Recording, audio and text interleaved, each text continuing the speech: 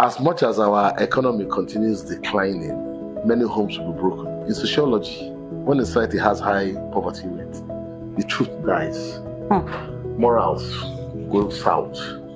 There's so many negatives that come with it. Dishonesty is on the high side. Prostitution, all those things. They are side effects of poverty. No woman wants to be a prostitute. No teenager, ordinarily, if he does what he's supposed to do, go to school and is assured of getting a decent job for him to start his own family, he will not choose that option because the option of fraud comes with a risk, prison. Social media has taken it to another level. Thank you. So the careless flaunting of wealth in Nigeria by first our politicians and then secondly by celebrities. So this careless flaunting of wealth by our politicians and celebrities have created a tension among young people where they don't even want to work. Welcome to the Resurgence Podcast. Welcome again. My name is Hilda. I'm Draco. I'm Ndidi. Today I want us to discuss about something, and I know it is sensitive. It's almost as if we are washing our linens in the public as Nigerians, because how did we get to this point that we have teenagers committing fraud?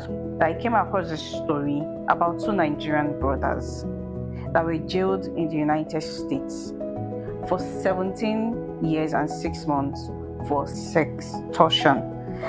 And why do I find it distressing and disturbing is because it didn't generate enough buzz in the media. When things like this are publicized, it will teach others to desist. It will teach parents to do more for their children, especially teenagers. And so I want us to discuss the menace of teenage fraudsters in Nigeria. Thank you very much. I'll go back to you said that when the two brothers were jailed in America for sextortion and it did not generate in your parlance the buzz. Former president of Soviet Union, Joseph Stalin, said, one death is a tragedy. 100 deaths is just statistics. So we've been flooded in the media every day with teenagers. So one more teenager is just statistics. We are numb to it. It's become the norm. The Igbos will say, Aruba for Yago or Menala. Simply means that when a sacrilege is committed and is not addressed within a year, it becomes part of the culture. So welcome to the new Nigeria of teenage fraudsters. The causative factors is simply number one, governmental, number two, parental. Government is not giving teenagers the opportunities to express themselves in their skills positively because of the limited opportunities available to them. One of the fastest way for a parent to lose grip of his child is not to be able to provide economically. It's sad. That's a fact. As much as our economy continues declining, many homes will be broken. Many homes. See, I don't like coming on air to deceive myself. In sociology, when a society has high poverty rate, the truth dies. Morals go south. There's so many negatives that come with it. Dishonesty is on the high side. Prostitution, all those things. They are side effects of poverty. No woman wants to be a prostitute. No teenager, ordinarily, if he does what he's supposed to do, go to school and is assured of getting a decent job for him to start his own family, he will not choose that option because the option of fraud comes with a risk, prison. Yeah. It's not no rational human being. There are some irrational human beings. But man is a rational being, generally. So you choose the safest and surest way for you to live a decent life. Housing, food, clothing. Let me live to see my child grow up comfortably. Good food, good nutrition. I mustn't be rich. Let me see my wife look at me and say, my husband, because I'm providing for her and her children. In all of this, I know there's economic crisis in the land. So where is honor? Where is mercy? Where is hope? If you look at the story in question, a 17-year-old boy was deceived into sending his nudes And when he did that, they started blackmailing this boy to the extent that the boy took his life. So where is mercy? What are our parents teaching their children? I'm going to go back to what I said earlier on. When the economy is bad as it is now, see, the Nigerian man is not a natural criminal. Out of 200 and something million of us, less than 1% of us are serial killers. Most of the crimes alluded to Nigerians, always economic crimes, money rituals, Yahoo, government stealing. It's money. See, in the advanced world, 3/4 of their crimes are crimes of passion, Okay. not economic. In Nigeria, virtually all, like 97%, So when kidnapping is to get money, even though people will die. Everything we do is related to making money. Okay, so back to what So you're it's saying. economically induced poverty. Okay. I'm not sure that the government can provide for me to live a decent life.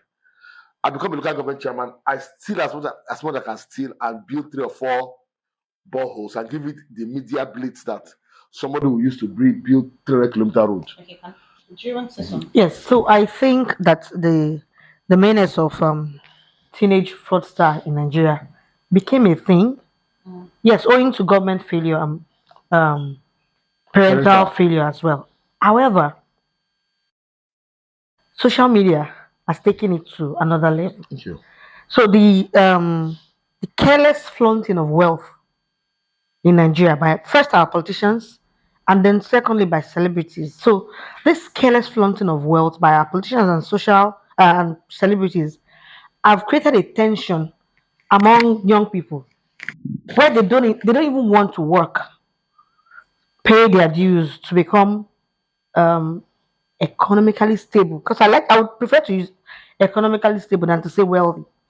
Thank you. They don't want to work, climb the ladder slowly like our parents did, or like some of us are still doing, but they want to eat it at once. So those are one of the issues. And like my friend said here, it still boils down to poverty. Do you know that in the last 20 years, they've eroded the middle class in Nigeria? I don't think we have any middle class. So you are either up there or you're down here. So among the downtrodden, you can now begin to create stratas like, oh, lower class, lower class, or your savings account as at last year. If you convert it to dollars now, it's not the same It's thing. nothing. So what are we saying? At the end of the day, our government has failed us. Some parents have failed their children as well. A child comes home with a G-class Mercedes Benz. He's not 20 years old. He's not worked a day in his life. Where did he get the money? Are we My asking child those can't questions? I've seen on social media where My child can't parents, mothers are celebrating. He will hide that car. Mothers are celebrating the new car their 17-year-old bought them. Or a mother is celebrating the house, the mansion a 20-year-old built in. Please. Did that happen in our generation? Can you do that? You cannot. You know your father. I know my father too. I know my father. So that can't work. So in all of this, poverty has eroded honor. There's something again I want to tell you. It is not peculiar to Nigeria. I don't know if any of you did read Oliver Twist in secondary school. Yes. As literature. That was England then. Look at the surrounding Oliver Twist. The dishonesty. They were poor then. Extremely. That was pre the industrial era. Yeah. Today now, the average Englishman will act like a Puritan, but he was a slave trader. He wanted cheap labor to manufacture, to plant. Today now, they have weaned themselves off that. They can now, that's what I'm saying, they have GMP now. What they get from their foreign inflows is 2-3 times their local economic base that they can create the welfare state. Oliver Twist was homeless. Yeah. But today now, if you don't have a job in England, the state will give you a house. So most times, the teenage menace is this also. I always like to add intellect. As a young man, I was exposed to so many bad habits, but I liked the book. So when I take any of those things, or you cannot lure me into doing something that will affect me reading my book. Because till today, I still read. I enjoy reading. So if you give your child two basic things, the temptation will come with the poverty. But two things, strong spiritual background, it's very key. Secondly, again, try your best to push them to be intellectually inclined. Yeah. To like the that's the greatest gift my father left for me is not the houses I collect rent. No, is that he made me love reading. So you said two Very things: key. good spiritual background To fear God. and good educational Yes. background. Okay. So in all of this, we tie this menace to the fact of failure in parental upbringing. Primarily government, secondarily Parents. So there's not. When the government fails the parent fails the child. Exactly. So it's correlated. Yes. When the government fails the parent fails the child. Simple. And then, have you also noticed that our time we had more of a single parent working family, unlike now where we have both parents working. Some homes who can afford minders have minders for the kids, while those who can afford it just leave the kids on their own. So they play, roam around the streets, mingle with all sorts of people till evening when their parents return. So those 5 hours, 6 hours interval between school and when their parents return, what are they doing? Who are they mingling with? What vices are they picking up? Who is checking? So when we lose grip on checks and balances, this is what becomes of the society. I'm going to add something again. No matter how much a parent tries to protect, guide, the temptation will come. Yes. If you're a young man, you don't know how to chase girls, and a girl is in puberty and she doesn't know how to handle it, she might be the one chasing you because she likes you. But your ability, no, I'm not joking, it's your ability to know that if I do this, these are the implications. As a young man growing up, my father came back and my gate man told him that each time he travels, me and my late elder brother normally bring girls to the house. And he called us one evening and told us, you're carrying girls, I cannot stop you, I cannot be with you all the time. These are the implications. You'll get her pregnant, I will withdraw you from that school. You will choose either you be a carpenter, mechanic. I'm not joking. I will not take care of your child, but I'll make sure that you learn a trade you can use to take care of that child. Immediately he told us that. That's insulting. So you know, right now, you can't tell any teenager that story. They will just ignore, like, what are you talking about? I have 3 daughters. Me and you will raise these children on our own. And somehow, out of my stubbornness, it worked. My daughter is in university now. Any small thing, Daddy, where are you? I want to see you. I want to be with you. I have that bond with her. Parents too should bond with their children. She might be on the verge of one temptation or the other. That 1 day or 2 days she will spend with you before she goes back to school. You might raise that morality again. You cannot provide for every child's greed, but every parent should try and provide for their needs. Wow, I like that. It's not easy.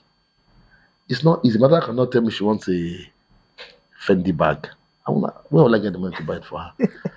But I can see a 12K bag that I know she will like, and I'll buy it and say, Ada, if I had that money for that Fendi bag, I'd bought you, but use this one.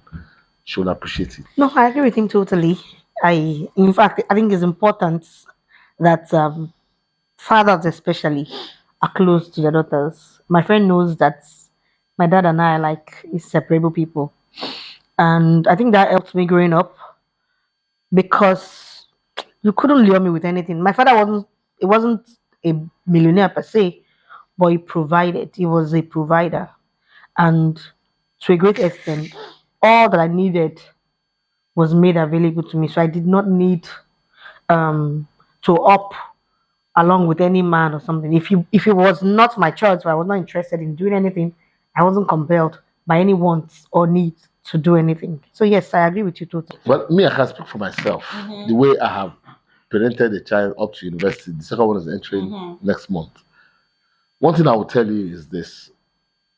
I have my first child is 18. I've had ups and downs financially, but at each point in time, I've given them the best of that situation, Exactly. and they acknowledge it.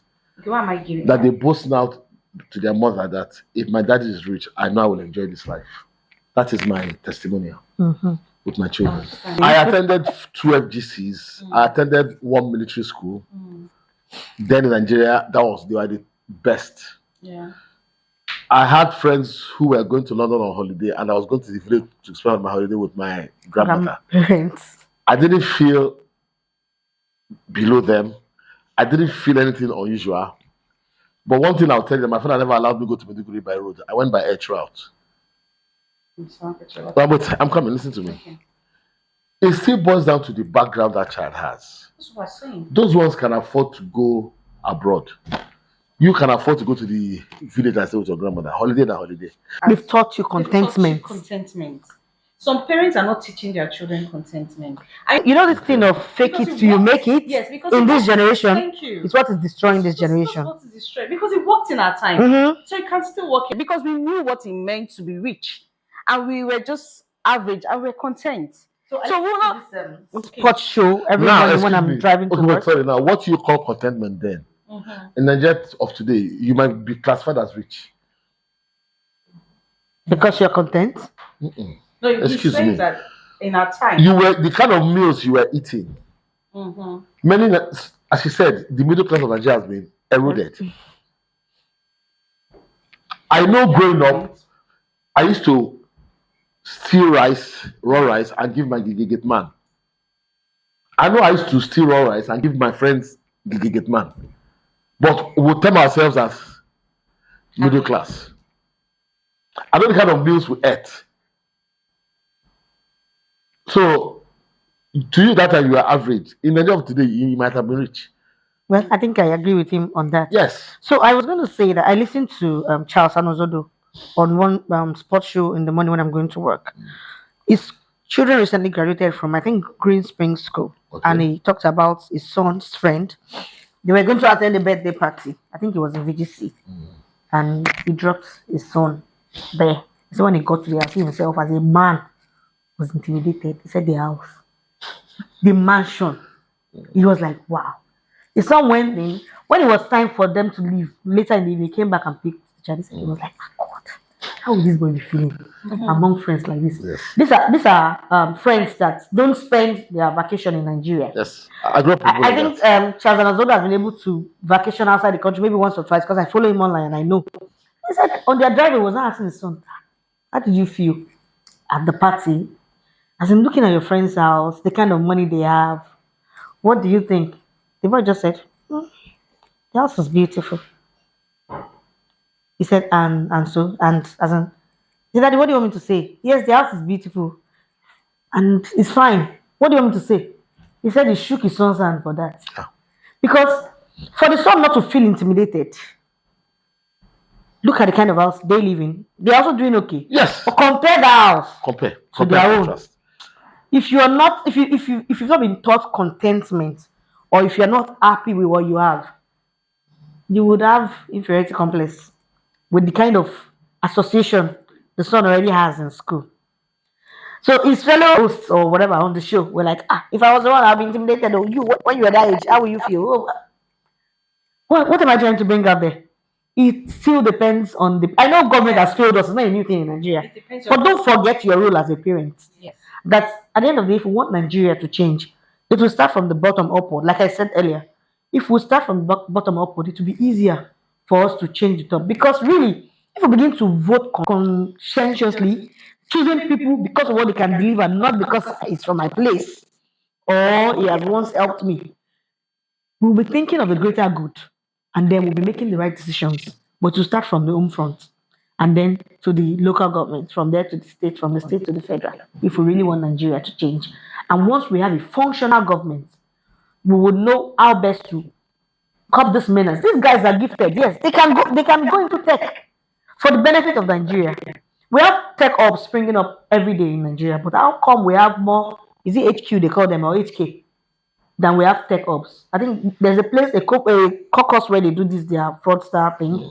They call themselves, I think, HQ, something like that. So if we have more tech ops where this energy is channeled into positivity, then I think we will begin to get it right bit by bit.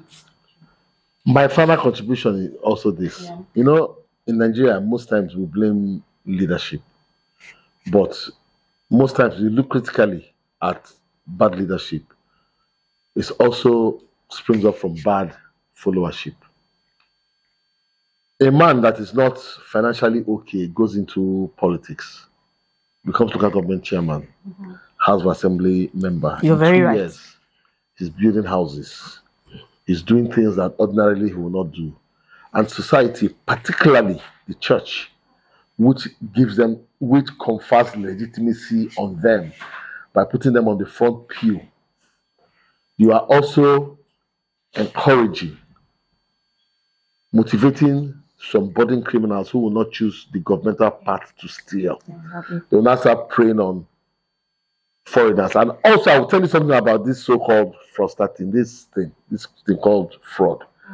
The white man is as guilty Yes. as the person who is stealing from him. Exactly. It doesn't make sense. I see an email, one money or the other. I don't know who you are. I start discussing with you. So the white man too has some Ulterior motive. element of greed in him, also some element of dishonesty in him. Because let's assume that the white one is true. I mean, you are trying to still pillage Africa. So please, we should also look at them. EFCC, when you arrest a Nigerian, also the people might chop, arrest them too, because they are both thieves. As they say, there's no honor among thieves. Yes. So please, there's no point painting up. Yes, our boys are not doing well. However, the white man that they fleece to, what are you looking for a husband on Tinder. internet? Or that shows that you have very, very poor social skills. I get fraud messages virtually every other day. I don't respond to it. So I like the fact that in all this discussion, we're not just laying the blame squarely on these teenagers in question, but the fact that these teenagers have guardians that should have been watching over them. And so this is a call for policies should be created and enforced so that they will convert their talent to better use for themselves and for the society at large. Thank you.